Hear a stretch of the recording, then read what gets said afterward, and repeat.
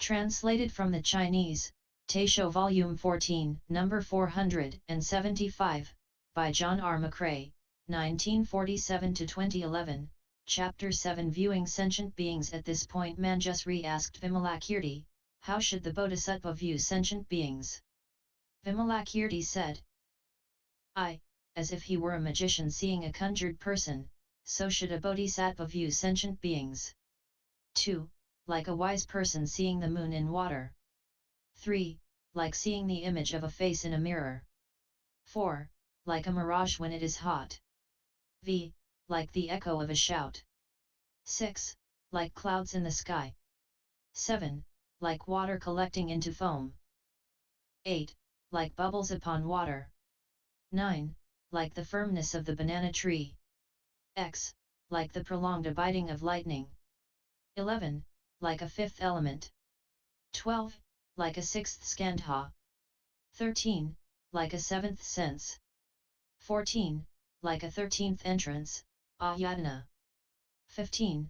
Like a 19th realm, dhatu, so should a bodhisattva view sentient beings. 16. Like form in the formless realm. 17. Like a seedling emerging from burned grain. 18. Like a stream enterer's mistaken view of the body. 19. Like a non-returner's, anagaman, entrance into a womb. XX. Like an arhat's 3 poisons. XXI. Like a bodhisattva who has achieved forbearance breaking the prohibition against anger. XXII. Like a Buddha's latent influences of the afflictions. XXIII. Like a blind man seeing forms. XXIV. Like the inhalation and exhalation of someone who has entered the concentration of extinction. XXV. Like the tracks of birds in the sky, like the child of a barren woman. XXVI. Like a conjured person generating the afflictions, like waking up in a dream. XXVII. Like one who has entered nirvana being reborn, like fire without smoke, so should a bodhisattva view sentient beings. Manjusri said, if a bodhisattva views sentient beings in this fashion, how should he practice sympathy? Vimalakirti said, the bodhisattva who views sentient beings in this fashion should think to himself, I should explain the Dharma for sentient beings in this fashion, and this will constitute true sympathy. I should practice the sympathy of extinction, because of the absence of anything generated. I should practice the sympathy of no heat, because of the absence of the afflictions. I should practice the sympathy of sameness, because of the sameness of the 3 periods of time. I should practice the sympathy of non-disputation, because of the absence of generation. I should practice the sympathy of non-duality, because of the non-conjunction of interior and exterior. I should practice the sympathy of non-destruction, because of the ultimate exhaustion of the characteristics of sympathy. I should practice the sympathy of resoluteness, because of indestructibility, practice the sympathy of purity, because of the essential purity of the dharmas. I should practice the sympathy of no extremes, because of its being like space, practice the sympathy of an arhat, because of the destruction of the bandits of the fetters. I should practice the sympathy of a bodhisattva, because of the pacification of sentient beings, practice the sympathy of a Tathagata, because of attainment of the characteristic of thusness. I should practice the sympathy of a Buddha, because of the enlightenment of sentient beings. Practice the sympathy of the naturally accomplished sage, because of the imperceptibility of causes. I should practice the sympathy of Bodhi, because of the sameness of the single taste. I should practice the sympathy of inequivalence, because of the eradication of the affections.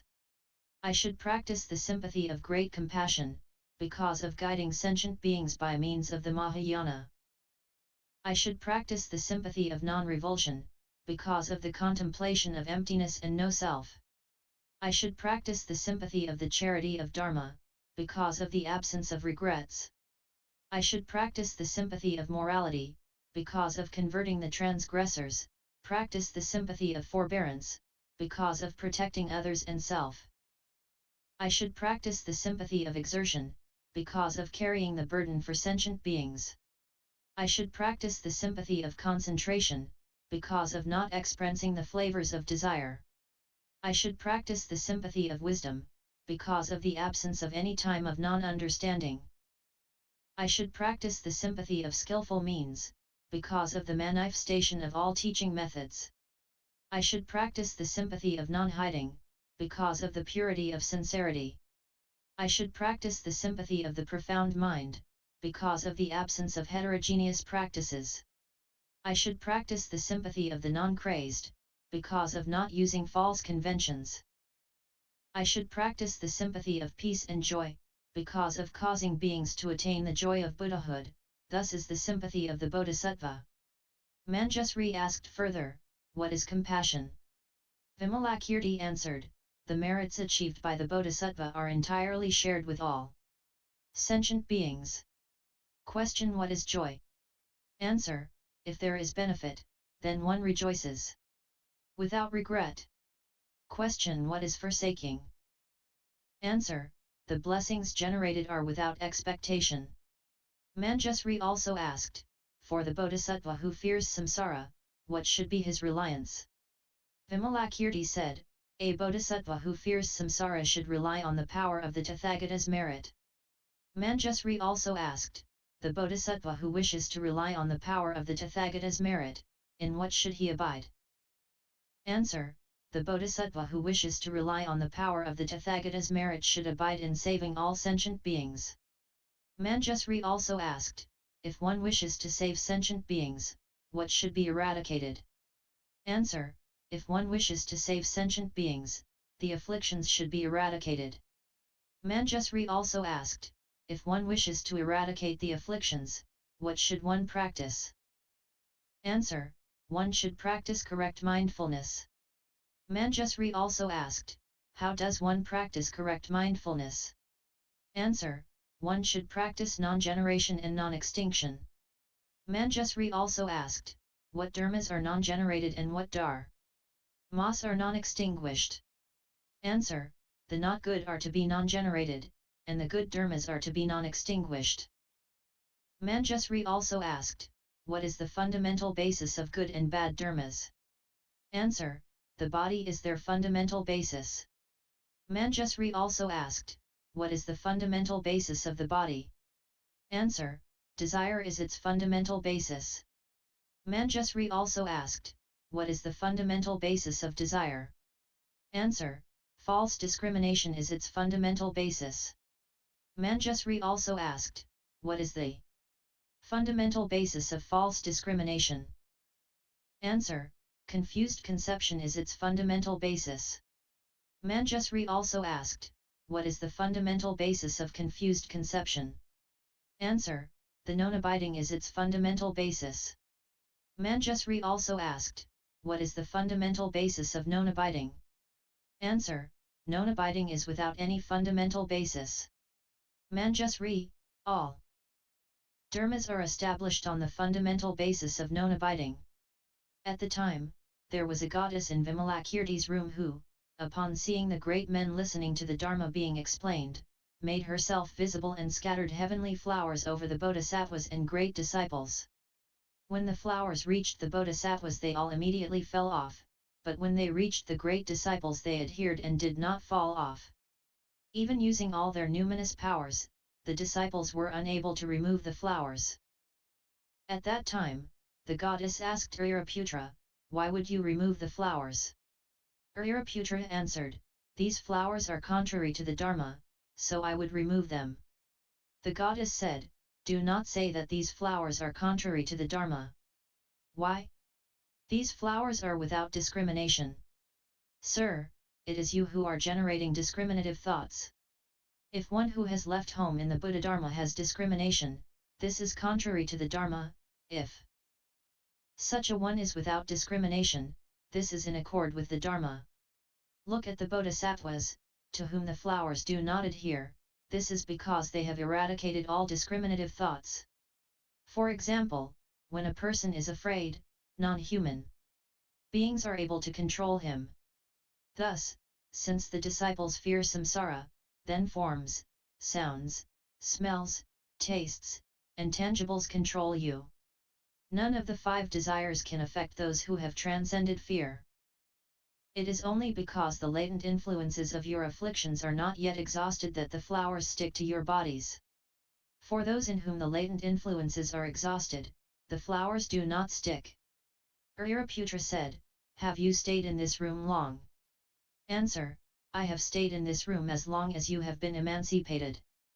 Uriraputra said, "How long have you stayed here?" The goddess said, "How long has it been since your emancipation?" Uriraputra was silent and did not answer.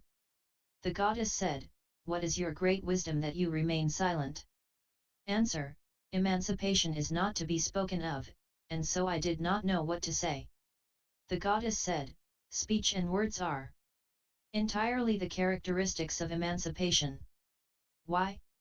Emancipation is neither internal, nor external, nor intermediate. Words are also neither internal, nor external, nor intermediate. Therefore, Uriraputra, the explanation of emancipation does not transcend words. Why? All dharmas have the characteristic of emancipation." Uriraputra said, "Is it not also that emancipation is the transcendence of licentiousness, anger, and stupidity?" The goddess said, "On behalf of the self-conceited, the Buddha explained that emancipation is the transcendence of licentiousness, anger, and stupidity. If one is not self-conceited, the Buddha explains that licentiousness, anger, and stupidity are emancipation." Uriraputra said, "Excellent, excellent.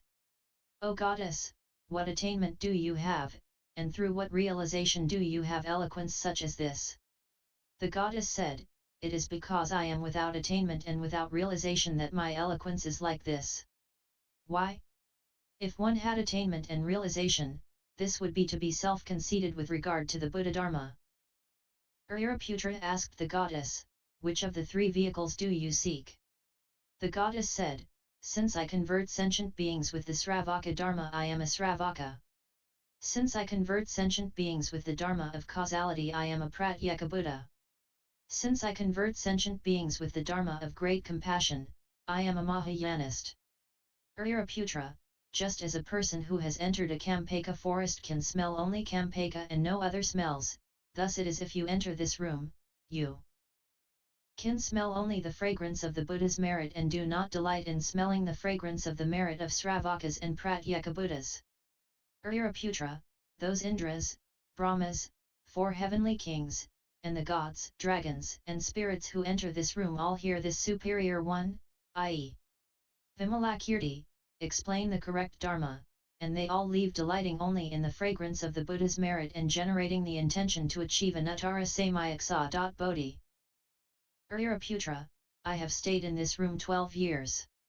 From the beginning I have not heard the Dharma of Sravaka and Pratyeka Buddha, I have only heard the Buddha's inconceivable Dharma of the Bodhisattva's great sympathy and great compassion. Uriraputra, this room constantly manifests 8 unprecedentedly rare dharmas. What are these 8? This room is always illuminated with golden light, with no variation day or night. It is not bright, due to the illumination of sun and moon. This is the first unprecedentedly rare dharma. 2. Those who enter this room are not afflicted by the defilements. This is the second unprecedentedly rare dharma. 3.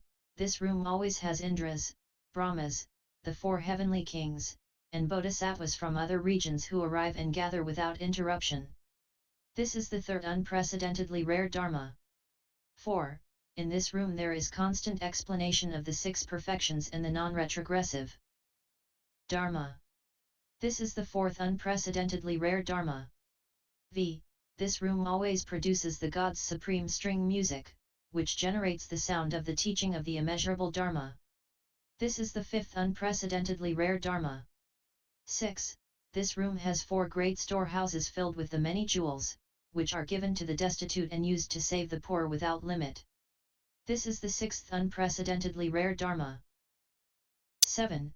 To this room are Akyamuni Buddha, Amitabha Buddha, Aksabhya Buddha, Jewel Virtue Buddha, Jewel Mirage Buddha, Jewel Moon Buddha, Jewel Ornament Buddha, Difficult to Overcome Buddha, Lion's Echo Buddha, and achievement of all benefits Buddha, and the immeasurable Buddhas of the 10 directions, such as these all come when the superior one is mindful of them, and they extensively explain to him the Buddha's secret Dharma storehouse and, having explained it, then return to their own worlds. This is the 7th unprecedentedly rare Dharma. 8. In this room appear all the ornamented palaces of the gods and the pure lands of the Buddhas. This is the 8th unprecedentedly rare Dharma. Uriraputra, this room always manifests the 8 unprecedentedly rare dharmas. Who could see these inconceivable things and still take pleasure in the Sravaka Dharma? Uriraputra said, why do you not transform your female body? The goddess said, for the past 12 years I have sought the characteristic of being female and have comprehended it to be unattainable, i.e., imperceptible. Why should I transform it? It is as if a magician has created a conjured female. If someone asked her, why do you not transform your female body, would that person's question be proper or not? Uriraputra said, it would not. An indeterminate characteristic that has been conjured, why should it be transformed? The goddess said, all dharmas are also like this, in being without determinate characteristics. So why do you ask, why do you not transform your female body? Then the goddess used the power of numinous penetration and changed Uriraputra's body to be like that of a goddess, and she transformed her own body to be like Uriraputra. She then asked, why do you not transform this female body? Uriraputra, in the goddess's form, answered, I do not know how you transformed me now into this female body. The goddess said, Uriraputra, if you were able to transform this female body, then all females would also be able to transform themselves. Just as Uriraputra is not female but is manifesting a female body, so are all females likewise.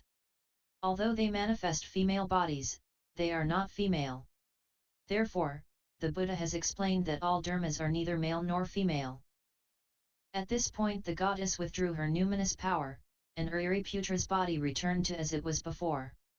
The goddess asked Uriraputra, now where does the characteristic of form of the female body occur? Uriraputra said, the characteristic of form of the female body is without occurrence and without non-occurrence. The goddess said, all the dharmas are also likewise, in being without occurrence and without non-occurrence. This without occurrence and without non-occurrence is as the Buddhas have explained. Uriraputra asked the goddess, when you die here, where will you be reborn? The goddess said, wherever the Buddha's activity of conversion is born, i.e., generated, likewise will I be born. Uriraputra said, where the Buddha's activity of conversion is generated is not a place of death and birth. The goddess said, sentient beings are likewise without death and birth. Uriraputra asked the goddess, how long will it be until you attain Anut Tara Samayaksa. Bodhi? The goddess said, when you are reborn as an unenlightened ordinary person, I will achieve Anuttara Samayaksa. Bodhi. Uriraputra said, for me to be an ordinary person, this will never happen. The goddess said, my attaining of Anuttara Samayaksa. Bodhi, this too will never happen. Why? Bodhi is without any locus of abiding. Therefore there is no one who attains it. Uriraputra said, the Buddhas who attain Anuttara Samayaksa. Bodhi, including those who have attained it and those who will attain it, are as numerous as the sands of the Ganges river. What about all of them? The goddess said, it is entirely through conventional words and numbers that one talks of the existence of the 3 periods of time. It is not that there is past, future, and present in Bodhi. The goddess said, Uriraputra, have you attained arhatship? Uriraputra said, there is no attainment, and so have I attained it. The goddess said, the Buddhas and Bodhisattvas are also like this. There is no attainment, and so have they attained Anuttara Samayaksa. Bodhi. At this time Vimalakirti said to Uriraputra, the goddess has already served 92 kotas of Buddhas. She is able to disport in the numinous penetrations of the bodhisattva, her vows are complete, she has attained forbearance of the known arising of dharmas, and she abides in non-retrogression. By virtue of her original vows she is able to manifest the teaching of sentient beings as she wishes. End Viz X007